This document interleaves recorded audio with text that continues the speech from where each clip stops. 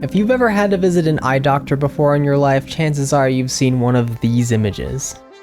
These are used in what's called an autorefractor, a machine that tests your eye's ability to focus light onto the retina. The way this machine works is an image is shown through the view of a lens. The image then goes in and out of focus as the autorefractor uses infrared lights to measure the speed of the subject's ability to focus their eyes on the object. With the data it receives, it gives an approximation of the eye's sphere, cylinder, and axis to better help the eye practitioner refine your lens prescription. It's also worth noting the autorefractor is sometimes confused for the non-contact tonometer, which is the machine that farts in your f***ing eyes. In 2023 alone, over 4 billion people wore prescription lenses. To further put that into perspective, out of that 4 billion, around 63% of American adults wear prescription lenses. I think it's safe to assume that the vast majority of these people have gone to an eye doctor or practitioner to get their prescription lenses, the bulk of which use an autorefractor in their practice. I mean, I myself have used one of these several times before, and I have the proof. Oh shit. Now, before the autorefractor was invented, doctors just used normal refractors, also called phoropters. Actually, they still use those, and they're those things that they put over your face with the stuff and the sliding things in. Really, the main purpose of the autorefractor is to give the doctors a baseline to then make the final adjustments in the refractor. This helps save time and I would assume makes their job a bit easier too. The autorefractor as we know it today is a somewhat older invention, with the first commercially available machine being released in 1973. Tom Cornsweet is the main person credited for this invention, also serving as a professor of cognitive science at the University of California, Irvine until his death in 2017. While Tom is credited as the brain behind the commercial autorefractor, the idea first came from Antonio Medina Puerta in 1979 and wait a second. Wikipedia credits this guy as the guy who came up with the original idea, but his patent was filed a whole 6 years after Tom Cornsweet's. Pardon me while I go down this somewhat unrelated tangent here, but this is actually pretty funny. When you Google Antonio Medina Puerta, the first thing that comes up is several lawsuits involving bank fraud from the early 90s. In 1991, Medina had deposited a $365 check in his Bank of Boston account, knowingly misrepresented the amount as $365,000. He's making real checks, sir. Ultimately received a credit of that same amount to his account, and then transferred $350,000 of these fraudulently obtained funds to his account in an English bank. Talk about the ultimate get-rich-quick scheme, just add a bunch of zeros to the end of a check. Anyway, literally the only thing I could find on this guy tying him to autorefractors is his Spanish patent, which is very much predated by Tom Cornsweet's patent and product. So I'm just gonna change this here if that's okay with everyone else. Clearly I'm not the only person who is curious about the origin of these images, seeing as how many likes a post about it can get on Twitter. Ideally, I would have loved to get my hands on an actual autorefractor to demonstrate its use for this video, among other things, but even the completely broken ones are hundreds of dollars. I think seeing these photos up close, it's pretty easy to see that they're not complete photographs taken in reality. Most are just compositions with some real photo elements mixed together and a sprinkle of illustrations on top. The hot air balloon image here is definitely no exception, with the sides of the road, faraway cars, and balloon itself looking like they're not supposed to be there. Which also begs the question, was this image designed specifically for use in an autorefractor, or was it in existence already and then purchased by an autorefractor company? Reverse Google searching the image doesn't really lead to much, except a couple Reddit threads where someone asked the same question. Thankfully, only 2 comments down reveals an answer, pointing to the optical equipment manufacturer Nidec. They even have a webpage on their Japanese and USA site that directly shows this image and mentions that they own it. If you have seen this balloon in an optical device, then you have used a Nidec product. Little do they know I've actually seen this image in real life right across the street from my local Dave & Buster's. According to this one Japanese news article, the road portion of this image was actually taken on Route 163 in Arizona. ここはアリゾナ州北部を通るルート。I found one of their emails and asked if they knew any other information about the origins of this image. Surprisingly, I got a response back fairly quickly. They did indeed confirm that this image is a composite, saying that they bought the image of the road and edited in the hot air balloon. It does seem that Nidec as a company actually owns their own hot air balloon that they have flown in public before. which for some reason looks different than the balloon in this picture, so I don't know what happened there, but at least we know most of the whereabouts of this image. Speaking of brands other than Nidec, did you know that the most popular camera manufacturer, Canon, also makes autorefractors? Here's a couple images from some of their models. The one on the left definitely looks like a fake location, but the one on the right, that one is actually the bridge to Ikema Island in Okinawa, Japan, with yet another hot air balloon just slapped on there. Canon is surprisingly not the only company to copy Nidec by featuring a hot air balloon in their images. I found several from Zeiss, Tomy, and Visionix that also feature a balloon as the center focal point. Nidec seems to have pretty much made hot air balloons synonymous with autorefractor images, with one other exception. A barn. Or a house. Starting with this house, the vast majority of this image seems to be some kind of painting. The many dots that make up the field look like paint blotches, and then the house looks almost too minimalistic to be real. Initially, I was unable to find anything about this image, including what autorefractor brands it was used in. Turns out, this version specifically was never used in an autorefractor and was instead created by graphic designer and writer Bryce. When reverse searching this image, his website portfolio came up with a high quality version of this image going in and out of focus. I found his email and asked him about it. He responded saying, "That website is a 2017 artwork I made while I was studying design in grad school. I think I was interested in that autorefractor picture as a kind of test image. I searched and searched for a high-res version of that image so I could animate it coming in and out of focus using HTML. The best I could do was a very low-resolution JPEG, which I then completely redrew using design software, my memory of the image from my last optometrist appointment and the low-res version as a reference. So in a way, I am the author of the image on my site, but I have nothing to do with the images that are actually used as the background in an autorefractor machine." It's very interesting to me that this image in particular was never actually used in any autorefractors, and yet today it has become very synonymous with the autorefractor image genre. Author Emmyman speculates in a blog post that the original image could be from a Vision Star or Potek brand autorefractor, but regardless, Bryce created or recreated a now staple of the genre.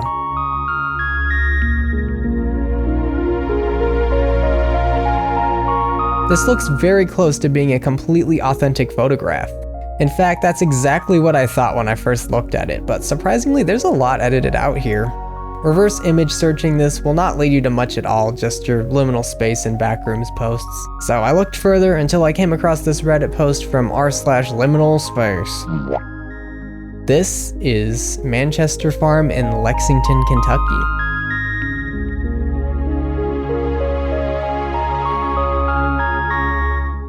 The specific angle of the farm even seems like a very popular photo shoot area, as searching this location yields several photos of the same angle. Looking at the barn itself, it matches the autorefractor image down to almost every detail, except not every detail. The bright red roof is definitely a start. The real roof is just kinda very, very dark gray. The other obvious change is the long line of trees surrounding the hilltop, and there's also windows minus an extra turret on the right side of the barn. But looking at these side by side, the major details line up very well. You can even see how the fence structure and elevation aligns too. This is, without a doubt, the right location. Now, remember when I mentioned before that this seemed like a photography hotspot? That does make it a lot harder to find the original amongst all the copies, though there's a couple key elements that give it away. The sunlight angle on the fence posts is the easiest thing to distinguish, and so far none of these that I've found at this angle have the sunlight and shadows lined up perfectly. I made a post on r/Lexington asking about the autorefractor image and if anyone might happen to know who took it and when. One of the first comments I got was this user who thought it might be someone named James Archambeault. James, a local photographer to the Lexington area for several decades, also released several books with many of his photographs. But before I get into James's photos, it's worth mentioning that Manchester Farm does actually have their own website with several photos of the farm included. Though, of course, not the one that we're looking for. Surprisingly, several of these are watermarked by James Archambeault himself, which makes him a highly likely candidate to be the photographer for the autorefractor image. James's books will probably be the first places I check, because it doesn't look like many of his photos made it onto the internet since he was mostly active in the 80s and 90s. Thankfully, I can request copies of most of them from my local library, so I will go and pick them up. Whoa! What the fuck? Okay, so we found the right books. They're just at my local library, so we're hoping that those pictures are gonna be in there. I got like 4 different books, so I guess there's a 1 in 4 chance of it being there or something. Okay, so we got the whole James Archambeault library here almost. We got Historic Kentucky. We got Kentucky. And we got Kentucky 2, the sequel to Kentucky. Does that mean Kentucky 2 is a real state? That'd be so cool. I want to go there. Did you want that just the sandwich or in the combo? Just the sandwich. All right, anything else for you? Anything else? Nope, I think that's good. Okay, as you can see, we got some KFC to commemorate this very Kentucky-centric event. So all of you watching from Kentucky, you're welcome. Yeah, get the food. I'm sitting here with Kentucky numero uno in front of me, so we're just gonna go through here and I know this is 2 horses, but they kind of look 2-headed. Well, that's it for Kentucky number 1. Though I do like how this book has clearly been in circulation since the early 80s. We got May 20th, 1983 as the first stamp date on there. That's kind of cool. Alright, so now we got the sequel to Kentucky, Kentucky 2. Ooh, okay, this is definitely one of Manchester Farm. Okay, yes. White fences and flowering trees lead to the grand barn of the Manchester Farm near Keeneland Racecourse in Lexington. This is not from the angle we were looking for, but it is definitely a nice angle nonetheless. Okay, this is a really cool photo. This really popped out at me. Looks something straight out of a fantasy medium. I love it. Yo, this guy was old enough. He was in the freaking Civil War. That's crazy. Alright, that was Kentucky 2. Seeing only 1 picture of Manchester Farm so far. Really hoping it's in this last one. I'm still waiting on 1 other book from the library, and then I think there's a 5th one still in circulation somewhere. But really hoping it's in this one at least. Unfortunately, I could not find the image of Manchester Farm in Lexington anywhere. There weren't even many images of Manchester Farm in general in there, just like 1 or 2 between the 3 books, but... So unfortunately, I have hit a rut. I was able to get another book from the library and a couple others from eBay, but none of them have a photo of Manchester Farm from that specific angle. I also can't really contact James and ask him either because he unfortunately passed away several years ago. There were also several other photographers mentioned in my Lexington subreddit post, and I was actually able to get in contact with a couple of them, but they did not seem to know anything about the image. Something else I tried, I found a local art group from Lexington and asked them if they happened to know anything about this image. They told me to look at the University of Kentucky's image archive, which to my surprise actually had quite a bit of material, but still not what I wanted. I was able to find other pictures of the farm, but somehow not one with the most obvious photo opportunity. I also contacted them and asked if they happened to know anything about the image anyway, and they told me to contact a local library, which was actually owned by the same organization as Manchester Farm itself. So I contacted them as well, and they told me exactly what I was expecting.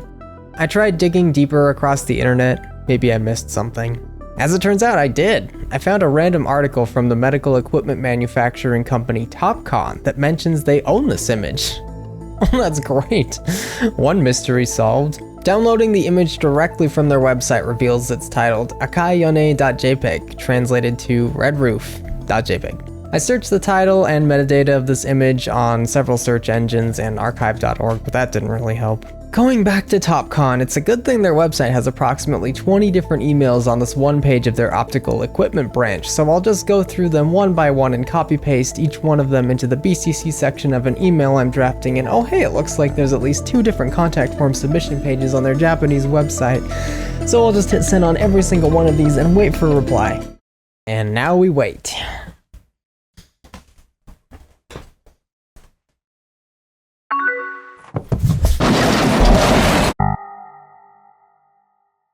Well, I guess this leaves me with one last option, so I booked a ticket to Topcon Studio in Tokyo, Japan.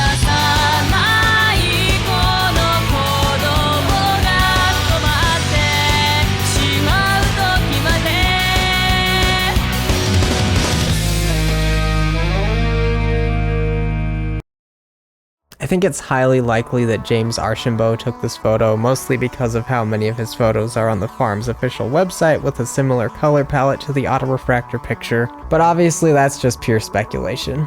Maybe James or the actual photographer sold this image directly to Topcon and were unable to publish it themselves by doing so. Okay, so this doesn't mention the original photographer or the original photo, but this is definitely more information than what we had before. Great! We now know the image was taken either on or before 1993 and that it was purchased from another company. So not only was this image originally from a stock photo company, this means it highly likely was initially an original photo. Amana Inc. Their About page does mention they have stock and visual materials. Does that mean they might have the stock images from that other company in their library? Oh my god, yes! Sure enough, AmanaImages.com! Recommended stock photos. This is it! I might be able to finally find it! Yeah, it's not here. No joke, I literally spent hours searching through this website. It's just not on here. I did find this one image that is extremely close, but it says it was taken in 2005. And a lot of the photos here on Amana Images also seem to be on Alamy, so I scoured their website as well, even using their reverse image search, but no luck. I found an email address associated with Amana Images and asked them if they knew anything about the image, but they didn't. I think this really is the end of the hunt for me. I'm not really waiting to hear back from anyone I contacted that will likely respond at this point, and from what I can tell, it doesn't look like James Archambeault ever sold his images to any stock photo organizations. I'm not seeing his name associated with any of these companies, nor mention of them in his books or interviews. I'm at a complete dead end, and I think after several months of looking for this thing, this is as far as I can go.